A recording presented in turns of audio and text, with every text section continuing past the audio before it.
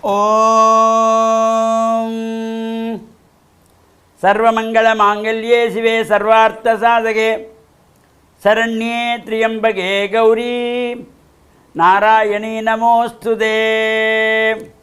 ஓம் நமச்சிவாய. மேன்மைகள் சைவநீதி விளங்குக உலகமெல்லாம். நோயற்ற வாழ்வே குறைவற்ற செல்வம்.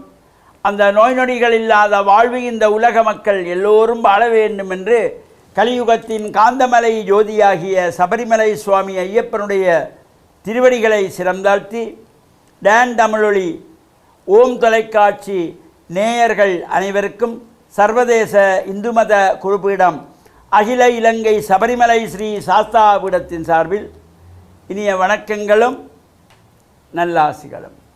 இன்றும் மங்களகரமான விஸ்வாவசு வருஷம் பங்குனி மாதம் 26ஆம் நாள் 9/4/2026 வியாழக்கிழமை.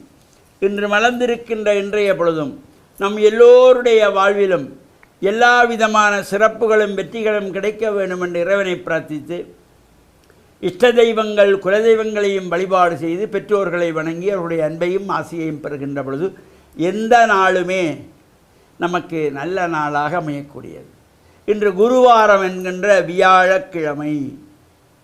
வியாழக்கிழமைகளை நாம் ஆசார சீலராக ஆலயங்களிலே சென்று இறை பிரார்த்தனை நிறைவு செய்து நவக்கிரகங்களுக்குள்ளே குபேர திசை என்கின்ற வடதிசை நோக்கி அமர்ந்திருக்கின்ற வியாழ பகவான், இந்த வியாழ பகவானுக்கு மஞ்சள் பட்டை சாத்தி மஞ்சள் மலர்களாலே அர்ச்சனை வழிபாடுகள் செய்து கொண்டல் கடலை நிவேதனம் வைத்து பிரார்த்தனைகள் செய்கின்ற பொழுதும் எல்லா விதமான சிறப்புகளும் நன்மைகளும் வாழ்வில் நமக்கு கிடைக்கக்கூடியது.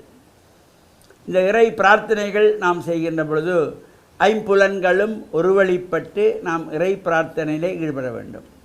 ஏதோ கோவிலுக்கு போகிறோம் என்பதற்காக வீட்டில் இருந்தபடியே இருந்த உடுப்போடு கோவிலுக்கு போகக்கூடாது. நாம் ஆசாரத்தோடு போக வேண்டும். நமது சமய கலாச்சார பண்பாட்டு விழுமியங்களை எடுத்து காட்டுகின்ற வகையிலே ஆண்கள் வெள்ளை வேட்டி சால்வை அணிந்து செல்ல வேண்டும். தாய்மார்கள் பட்டு சேலை அணிந்து செல்ல வேண்டும். இளம் வயது பிள்ளைகள் பட்டுப்பாவாடை தாவணி அணிந்து செல்ல வேண்டும். இவ்வாறு நம்முடைய கலாச்சார உடைகளோடு செல்லுகின்ற பொழுதுதான் இந்த ஆள் பாதி ஆடை பாதி இறை வழிபாடுகளில் ஈடுபட்டு மனதை ஒருநிலைப்படுத்தி இறை பிரார்த்தனைகள் நாம் செய்கின்ற பொழுது எல்லா சிறப்புகளும் கிடைக்கக்கூடியது. நாளை மறுநாள் சனிக்கிழமை எமது அகில இலங்கை சபரிமலை சாஸ்தாபீடத்தினுடைய இந்த 45வது ஆண்டு நிறைவை முன்னிட்டு மாபெரும் ஆன்மீக பெருவிழா நடைபெற ஏற்பாடு செய்யப்பட்டிருந்தது. இருந்த பொழுதிலும் தற்போது நாட்டில் அசாதாரண சூழ்நிலை ஏற்பட்டிருக்கின்ற காரணத்தினாலே இந்த திகதி பின்போடப்பட்டிருக்கிறது. விழா திகதி பின்னர் அறிவிக்கப்படும் என்பதனையும் தெரிவித்துக்கொண்டு வருகின்ற செவ்வாய்க்கிழமை நமக்கு பராபவ என்கின்ற நாமத்தோடு புதிய வருஷம் சித்திரை புத்தாண்டு மலர இருக்கின்றது.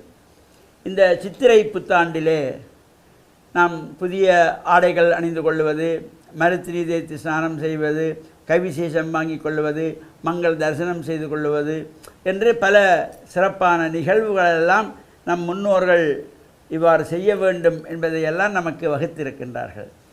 அந்த வகையிலே நாம் இந்த புத்தாடை என்றவுடனே முதலிலே நாம் செய்ய வேண்டியது நம்முடைய குலதெய்வங்களுக்கு ஒரு பட்டெடுக்க வேண்டும்.